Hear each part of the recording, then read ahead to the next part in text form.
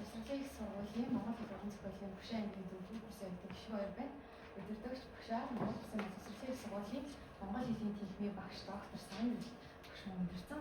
Бидний судалгааны сэдэв Монгол хэлний гадаад өмнө хөөмийн гишүүн дуудлага ба авийн амьсгал англи орос хэлний хүрээнд. За тэгэхээр сэдвийн үндэслэлийн хувьд бол хүн мэддэг чадвараар дэвшлүүлэхийн тулд төрөлх хэлээсээ гадна гадаад хэлийг техник технологи болоод захин орчны тусламжтайгаар илүү цаг хэмж байгаа зөв мөн бас хүрэлцээтэйгээр суралцж байгаа. Ингэхдээ өдөр тутмын харилцаанд гадаад үгийг их ашиглах болсон.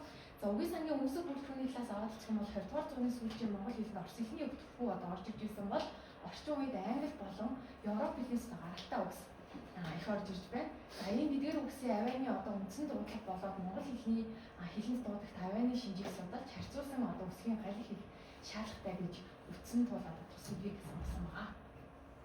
За сэдвийн зорилгын бодлогын илүүр гадаад үгийг төвлөрүүлээ.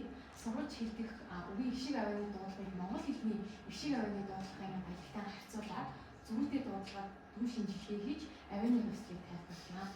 За судалгааны ажлаа дараах зөвлөгөөдөө авч үзсэн. За сэдвийн судлагдсан байдлын хувьд аваад үзэх юм бол судлаач наслал маань бол ялгаа ард түмний амьдрал ах үед тухайн юм үзэгдэл болоод түн байдаг. Тэгвэл нэг үгээр орчуулсан хэрэглэх боловч гадаад үгийгээд яриан донд харьцуулах эсвэл бичвэр яг хэлнийхээ цагаан толгойн үсгийг ашиглан бичдэг. За үүнийг бол үгийн сангийн ийм нэг зүйлээ гадаад үг хэмээн нэрлэх боломжтой гэж үзсэн. За мөн Монгол Улс судлалын 13 болон 10-р бүлэгт бол мөн бас гадаад үгийн талаар хавцсан байдаг. За үүнд хариу болон үгийн сан мэддэггүй бөгөөд нийтэд танигдаж хэрэглээнд орсон гадаад үгсийн хувь зарим бол орчуулагддаг, зарим нь яг уугуул үгээр солигдож хэрэглэгддэг гэж хэлсэн байсан. За мөн хэлнийхээ гадаад үг нь бол хэлнийхээ авиацийн үгийн хэмжээ тэр болгон амархан хайчдаггүй харь гаралтай үг нь уугуул хэлний авианы дуудлагыг бол хадгалдаг гэсэн байсан. За мөн судлаач давааж авах Монгол хэлний орсон Европын хэлний үгийн өргөн сонслог гэх энэ нэг сэдвийг зохиолдоо орчин цагийн Монгол хэлний яг Европын хэлнээс орж ирсэн үгсийг бодно бас авч тусалсан байсан. За сэдвийн шинжлэх талын даваад үзэх юм бол судалгааны ажлын хүрээнд 115 үгийг олон улсын авиацийн галиг буюу IP аялсан бол шинжлэх талыг нэмж байгаа.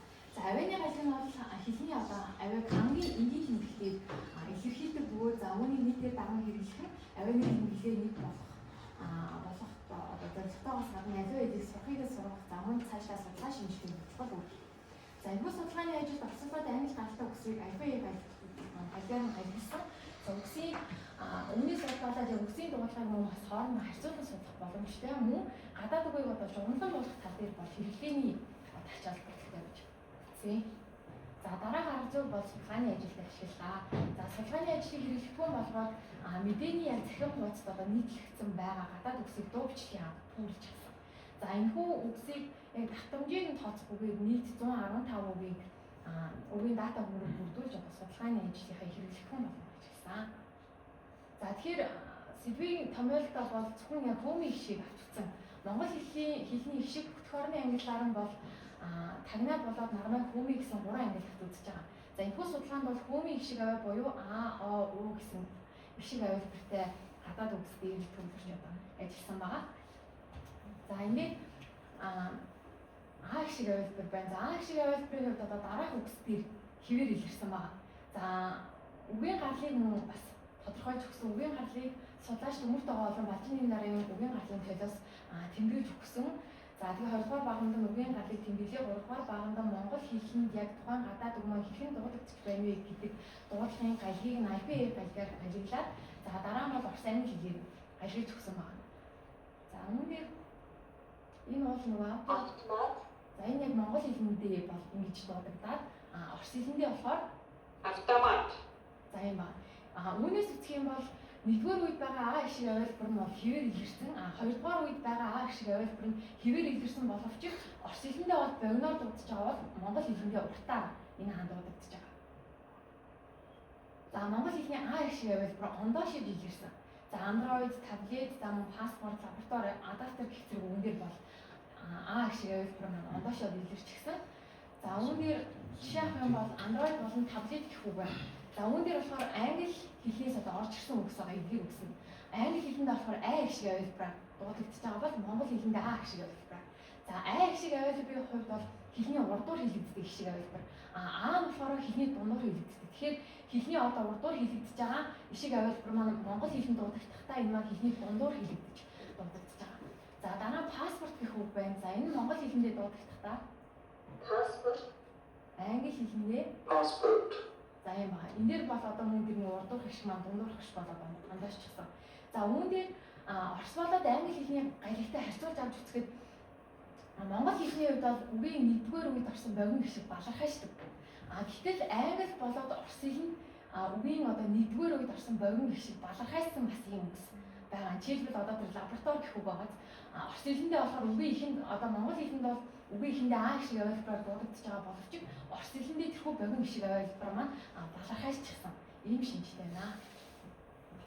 За монгол хэлний О гişг авилбар. За дараах одоо үгсдэр бол хэвээр илэрсэн байгаа. Код, бос, логик, офшор, тоон гэх зэрэг үгнэр.